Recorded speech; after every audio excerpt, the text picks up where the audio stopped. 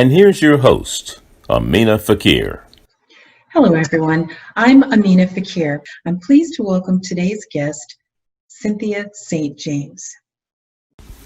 Synthia St. James is a world-renowned multicultural visual artist, award-winning author, illustrator, popular keynote speaker, educator, and architectural designer who has garnered numerous awards, including the prestigious Trumpet Award, a Coretta Scott King Award, a History Maker Award, and an honorary doctorate degree from St. Augustine's University. Dr. St. James also serves as a global ambassador for Susan G. Komen for the Cure's Circle of Promise. Her paintings grace the covers of over 75 books, including the original international cover art for Terry McMillan's Waiting to Exhale and Ian Van Zandt's Acts of Faith, and her artwork has been featured in many international United States embassies. Dr. St. James is now working on her 12th painting in a series which she will be self-publishing in book form via Amazon in November of 2020.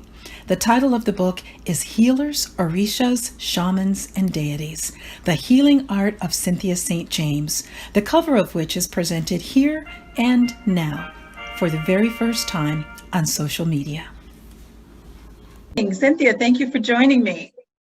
I'm so happy to be here. Well, thank you. So let's just start first with your title, Dr. Synthia St. James. Do tell us a little bit about your Doctor of Humane Letters degree. That was a highlight of my mother's life when she could start calling me Dr. St. Right. James, because that was something I received in 2010 from St. Augustine's University, where I worked often as an artist in residence. So they were giving me my doctorate for what I had done in my lifetime and what I have achieved that put me in that status, also for what I've given people. I would say the universe, what I've done through my art.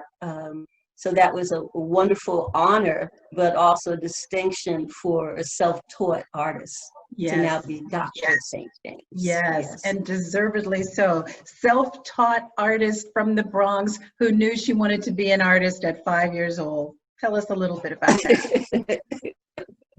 That little girl was something else. I still look at pictures of myself at that time, and people look at the picture and say, oh, how sweet and whatever, but I knew I was into everything. My other heart of hearts, it was always about being able to color, sitting down coloring and doing a little drawing, and that kind of like topped my life. I just love doing that. The art was always the top. There were all the other parts and journeys. There was not this great big list. I mean, the only other thing that doesn't even compare with it on a more sporty side was at 5, I thought about, oh, I'll be a jockey, but that passed very quickly. But that was the only other thing I even thought of for a second. The rest of the journey and all those hats that I have worn all had something to do with paying for the canvas and paints, as well as learning life experiences. Okay, so right. When did you realize it was a gift? Oh my God. When I would paint something and it would look like what I was trying to do, it would just be amazing to me, because I often, even now, after 51 years of doing this, I'll look at a painting the next morning and be in awe that I was able to do that. So I always start with just a blank canvas, some ideas, but I let them develop as they develop. I don't plan them. Okay. So when I get something the way I want to, it's amazing to me. You knew at 5 you wanted to be an artist, and something big happened at 20. What was that? I sold my first painting, and I was in New York, right across from St. Patrick's Cathedral, where I worked, right across the street. And I sold my first painting. It was commissioned by a lawyer in the mortgage insurance company I worked for. So that was amazing to me, that I could actually get paid for what I love to do. So at 25, you'd already done a lot of other things, but you also expressed yourself artistically in a wonderful poem, which you shared the content of. Maybe someday you'll share the poem with me, but just tell us a little bit about that, because you and I have that in common. I wrote a similar poem when I moved to LA, which meant we had our heads on straight coming to LA. Well, both of us coming to LA, way, the different times we did, we were the new girl on the block. We were the new girl in the city, and the, you know, everybody wanted to know about us, and sometimes that comes in the form of pursuing. Right. You know, so then you're just like when you're hot, you know, you're the new kid. So that was the poem that because I moved back here when I was about 22, 23. So I was just amazed at all the attention, because I'm not a person that likes a lot of attention. And I just, on my 25th birthday, thought about it, and I just wrote this poem, you know, about my art and what that meant to me, rather than what I actually look like, the superficial. So it was about being young, attractive, people pursue me, you know, but one day we all get old. And I don't want them to look at me and say what a beauty she used to be, but I want them to look at my work and say how beautiful she is. Well, mission accomplished, and still going strong. That was something, but both intense, even in our early 20s. Absolutely. Okay, some things we do need to cover for people who may not know, who may just have enjoyed your beautiful artwork. Like me, for many years, just looking, I can usually spot your work. It's very, I guess we could talk a little bit about how you created your style, but it's very distinctive. Being self-taught, I really challenged myself a lot at different things. So I for some years, I painted children. I painted, people commissioned me to paint their grandchild or whatever, all very realistically, where the eyes watched you wherever you went. During that same period, I was painting wild and domestic animals, that same sort of way, realistic, but somewhat with impressionistic brushstrokes. So I traveled and learned that of what I could do. And at one point, in 1985, I was in Martinique, and I enjoyed just all these colorful marketplaces, and I came back home, and I said I would challenge myself to paint people featurelessly. So that's when that style started developing. I put people in my land and seascapes, and I've always been in love with colors. So colors is no problem. I always go for the brightest of colors. And I use anything from 6 to 10 coats of paint of that color. So by the time I'm done, it's so rich and vibrant that it stands out even. Another thing that stood out for me was the number. I mean, I knew about the Kwanzaa stamp, and of course I purchased the Kwanzaa stamp many times in my life, but you threw out a number of actually how many of those stamps were in print. What was that big number? Yeah, well, 318 million. So a third of a billion. Right? Was that a third of a billion? How incredible is that? I didn't even know that till I Googled myself about a year ago. Oh my goodness.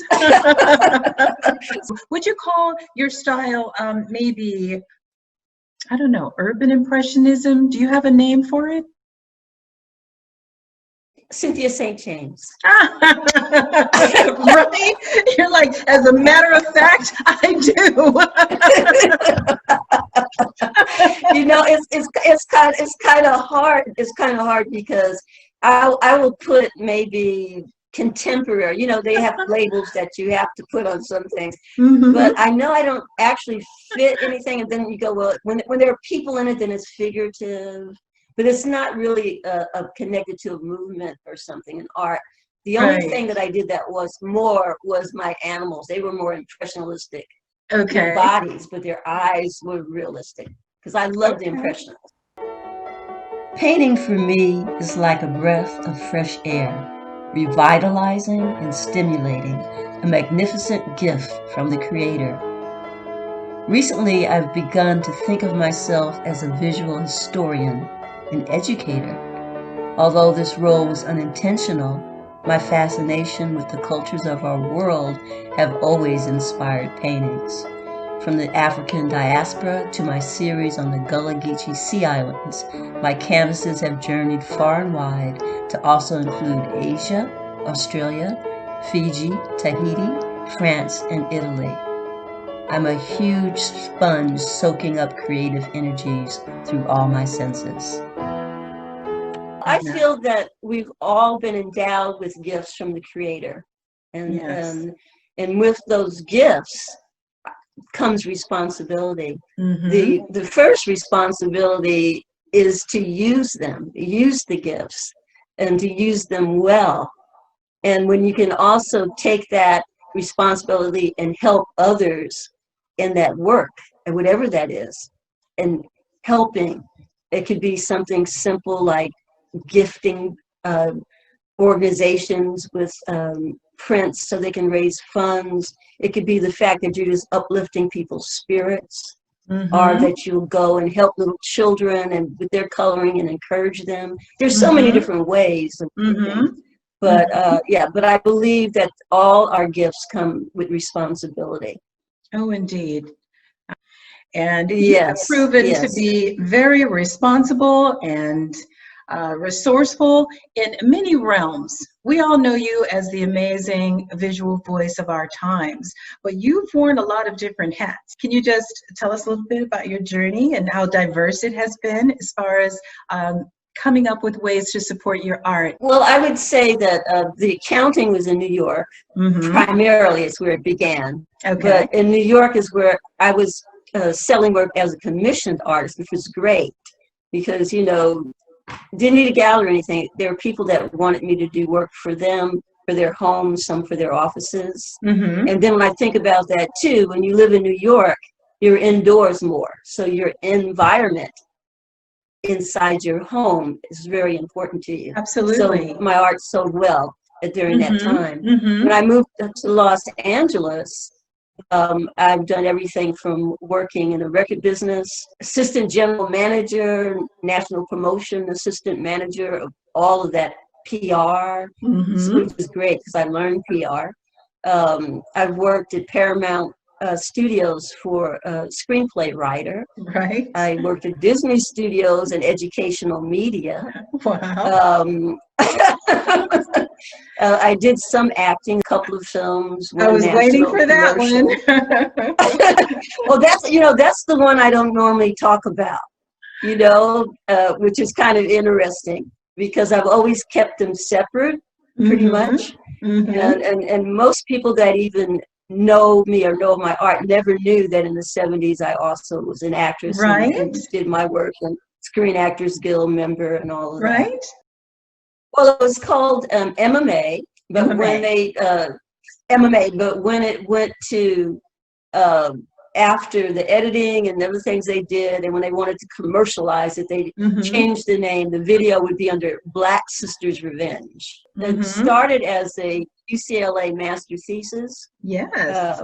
That was interesting, but because before I did that, I was like on this big production number, Dino De Laurentiis production Drum, where that everything is so catered and you're so treated so specially, you know, and cared for. Then I went to On the Streets. You get to see me in platforms with big, a lot of hair and looking tall. Yeah, looking like the girl that wrote that poem. Yes. Window pane jeans and all. Now you studied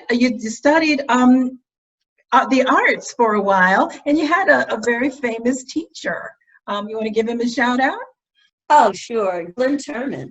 Yay. You know, when anyone has ever said that and told me I did well on something, I always get a great big kick out of just saying, my teacher was Glenn Turman. Right. But he was my main acting teacher. I took classes from other actors as well. You know, Ron O'Neal, Ron Glass. Wow. Yeah. I had some really, had some good instructors. Yeah. And took dance as well, jazz dance and all. Yeah. You certainly have many facets, little lady. And you know what? I thought about something that most people don't know of because I forget about the different things that I've done. But I'm thinking about television now. I was a Nielsen rater. You didn't even.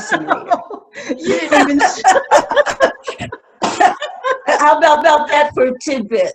How about that? I'm also a writer, several children's Right, books, right. and all of the paintings for books, and so just children's books is 17. My own books, there's about 4 or 5, actually 6, and then there's the poetry and my affirmation books and all kinds of things. But I'm working on a novel, and I just want to. My goal is to complete that, to release it sometime next year. Well, may the force be with you on that. Yes. I will. And you know what I forgot to tell you? You know what I forgot to tell you? Oh, do tell me now. I actually have co-written 2 songs, so I can put how could you forget songwriter. that? Oh my goodness. Because it's too much. It's too much. It's So too it's called Cynthia fantastic. St. James Music. It's called Cynthia St. James Music. Only 1 song on it, but I'm with BMI on that. You know, so that's kind of interesting. Goodness. So there's little here and there. So Happy Kwanzaa. Light the candles one by one. another thing, I want to get some of my poetry and words to song. Wow. That's the other thing, to go with the novel, to get that more of that to happen. You know, I can see that. I can see the artwork, the poetry, the music. Oh my goodness. You talk about a triple threat or a trifecta win. Oh my goodness. I don't know that it gets much more fabulous than that. Mm-hmm. And one of my friends had I had one of my books translated into French. It was a book, a poetry book called Can I Touch You? So Gary Chapman was an incredible dancer, and he spoke fluent French. Mm-hmm. So he would read my book in French. You know, so it was fun. We had so much fun. Wow. Parlez-vous français? Very little. Un peu. Un peu. Moi aussi. Moi aussi. Yes. Je suis une étudiante à la 3e année, mais j'aime beaucoup le français. Love it. It is the language that I wish if there was any other language I spoke fluently, it would be French. Right. Yeah. I really hadn't planned on asking you this, but you know, I'm an ACT, SAT tutor, and we're always looking at jobs to prepare, you know, to recommend to students. And a couple of years ago, a nice report came out basically saying that most of the technical jobs will be able to be handled by AI and machines and computers. And they were saying, if you really want to give your child a good chance at a happy career, start extolling the virtues of the arts, you know, doing something that's not going to be easily replicated by a machine or a computer or technology. And I just thought, okay, we're just going back to everything old is new again, you know, go back. And yes. Seen a lot. You know, you sold your first painting in '69, but so that means you were young when we went through the civil rights movement, and you've seen some really amazing things, including Jesse Jackson running for president, Shirley Chisholm running for president, Barack Obama becoming president.